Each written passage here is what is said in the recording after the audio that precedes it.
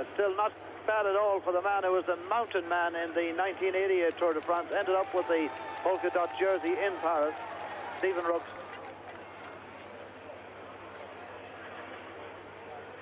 He comes in to the straight here. Another member of this very strong PDM team. There's no doubt about it, is on paper and probably on the road as well, the strongest team in professional cycling at the moment. This is going to be a high placing here for Stephen Rooks. Just about to hit the beam now, which closes him out in 15th position. 15th position for Stephen Rooks. So this prologue time trial, it starts in the centre of Luxembourg, just a couple of 100 metres from the finish area, which is in the Place de Paris, the start area, and it's a rolly time trial, or a rolly prologue, really over an undulating course with a very difficult climb that goes up in about 3 stages, called the Côte de Peyerberg, and the riders were really fearing that, and they were saying before the start that it's going to actually create difficulties for a lot of the riders who will be doing very fast times. Looking at Indurain, winner of the Paris-Nice this year, coming in now, a good time trialist, and not going to be breaking time, but possibly going to go into second place. A very good time here from Indurain. Man who also won the Criterium International this year, but again fails to breach the 10 minutes. Only one man has done it. You're quite right, Pat. Indurain goes into second place behind Brookings, but more and more this time of Brookings is beginning to look very two trade teams. Jesper Skibby is next. Jesper Skibby, a Dane.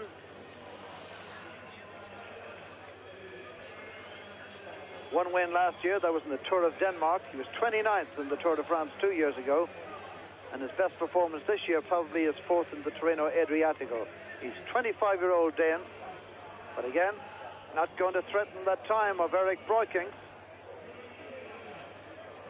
Now, who's got Breukink got to fear? Well, after Skibby here, Nydam, who won the prologue, won the Tour last began outside France. That was in Berlin 2 years ago. He was the prologue winner then. Then Adrie van der Poel, Mark Madio, Bugno, De Ville, Stephen Roach, Le Mans. Those are the sort of people we'll be seeing in the next few minutes. As again we have a check on the board, and still remarkably that only one man under 10 minutes, with only 11 more riders to come in. And then behind him we have 5 riders, all on the same time, and all just with hundredths of seconds splitting them up. Appearance in the Tour de France, the 1987 winner. Good time, but it's not going to be good enough today. Won't break 10 minutes. Trying desperately to get himself back to form. He'd admit that he's nowhere near his best form, but he'd also say that he's quite closer to the best boys than he might dare to hope for. Still, it's a good time here for Stephen, and he's got the wind in his back now up the finishing straight here. Won't have him very far off it. It's a really good, he punishes himself up the finish.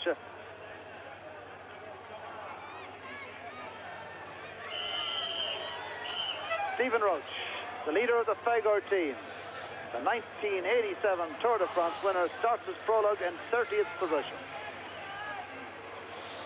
One place more than the years in his life. Another former winner of the Tour, the 1986 champion, Greg LeMond, who, like Roach, won't beat Brookings today. Or will he? He's coming right to the finishing straight now, and this is a good run here by LeMond. He's really battling for this. Yeah, interesting to see here, because in the Tour of Italy, in the final time trial, he did a superb time and finished second in it. So a lot of people are saying that LeMond is certainly coming back to form, although he himself maintains, similar to Stephen Roach, that it's not going to be this year, it's going to be next year. But a good time here from LeMond.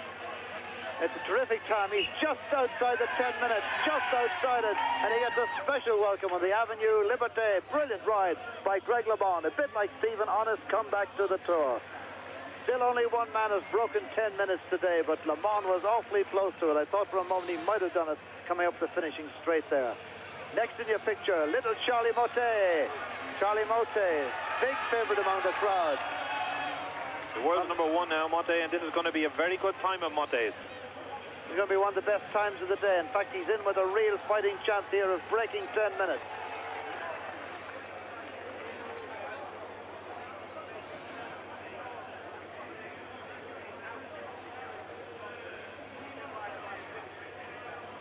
Charlie Motet, Had 8 wins last year. He was 4th in the 1987 Tour de France. He wore the yellow jersey then for 6 days.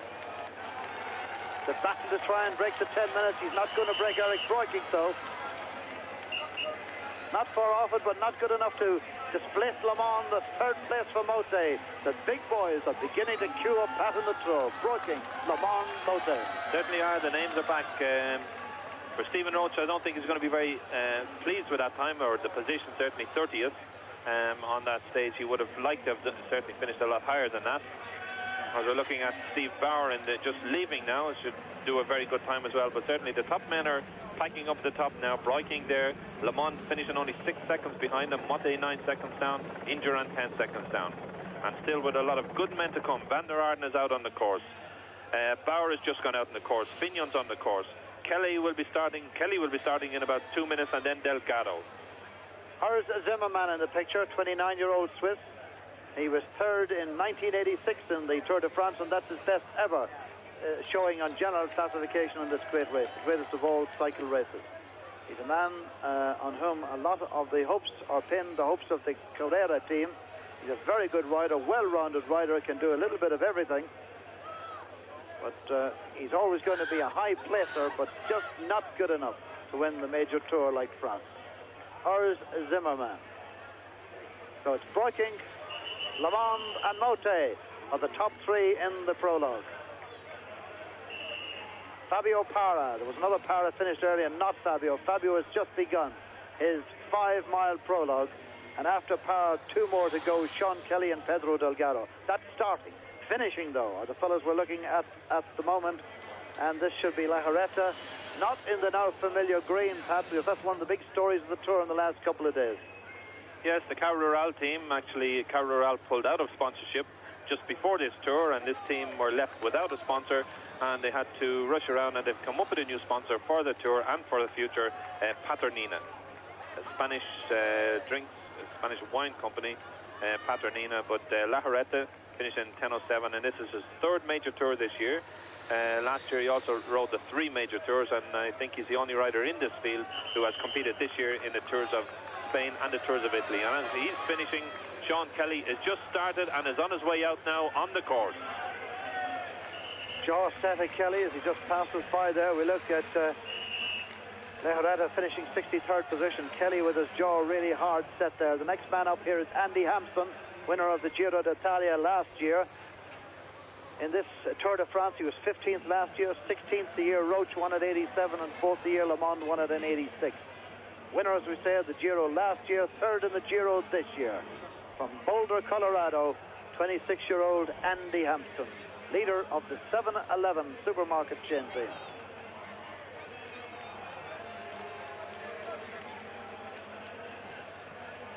Riding Eddie Merckx bikes.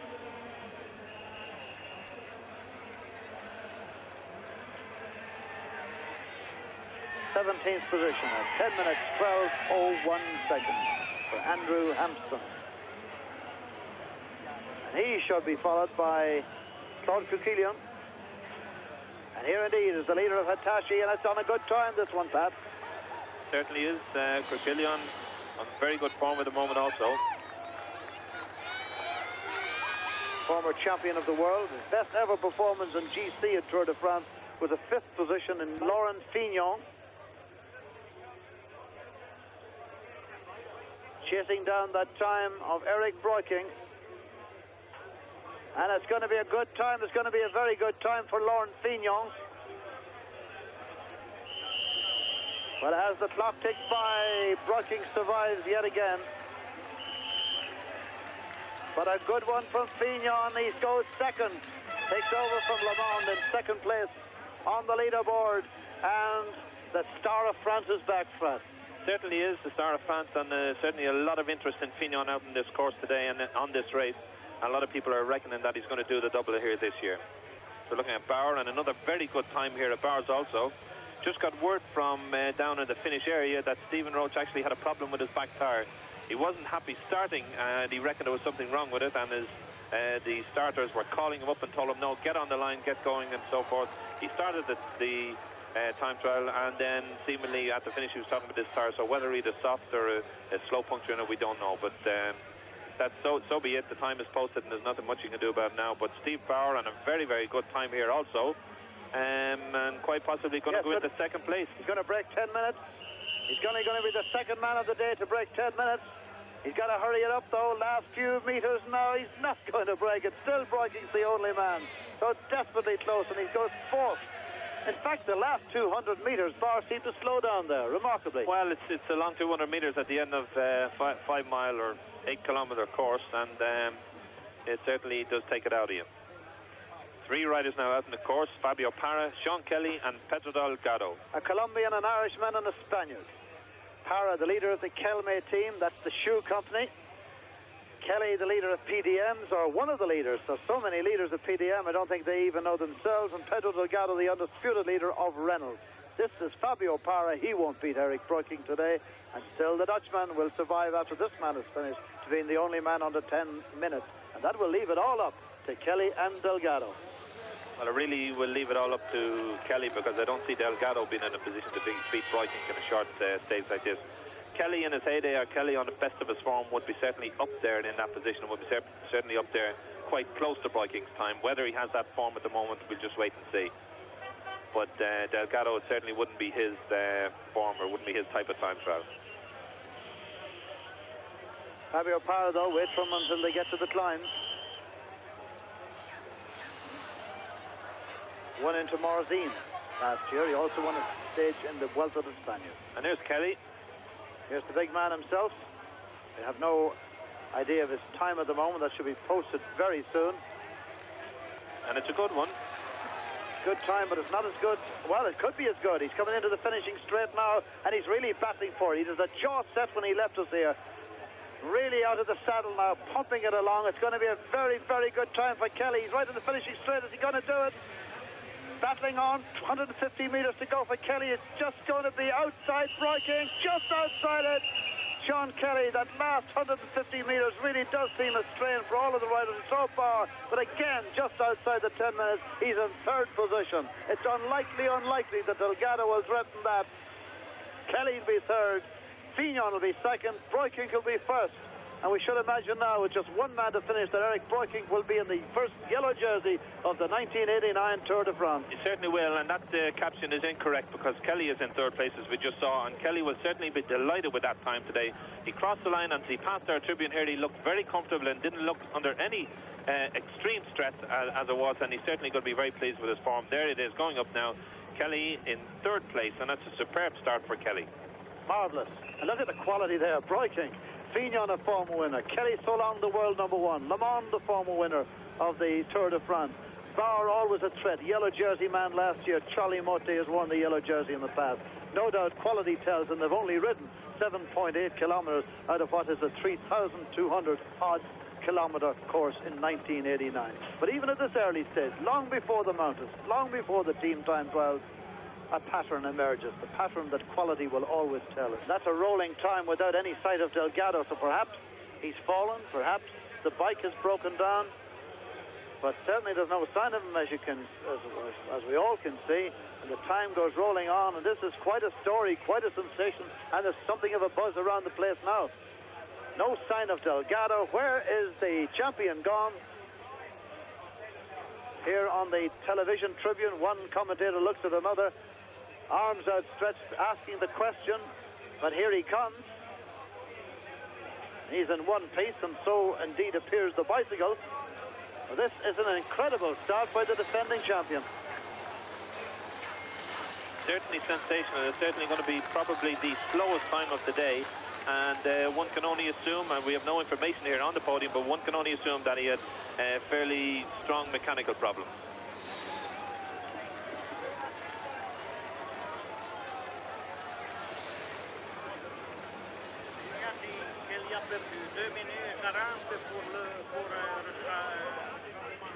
Some messages being passed around here now. Delgado's time is chronically bad, and certainly way out. I mean, it's a couple of minutes worse than he really should be.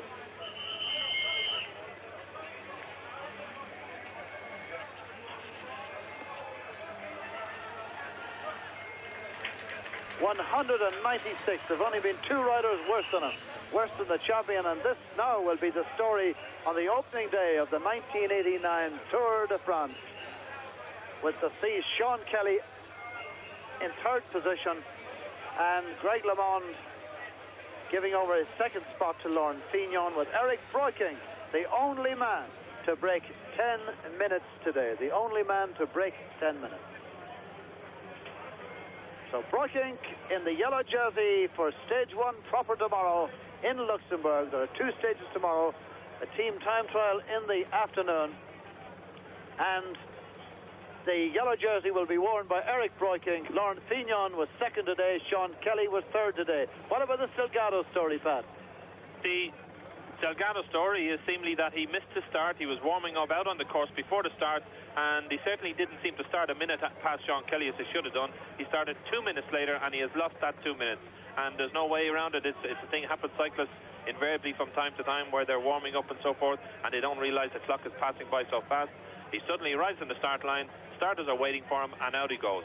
That's the Delgado story. The map on the screen is the other story, that Eric Breukink is the first yellow jersey of 1989. That's day 1 story from Luxembourg.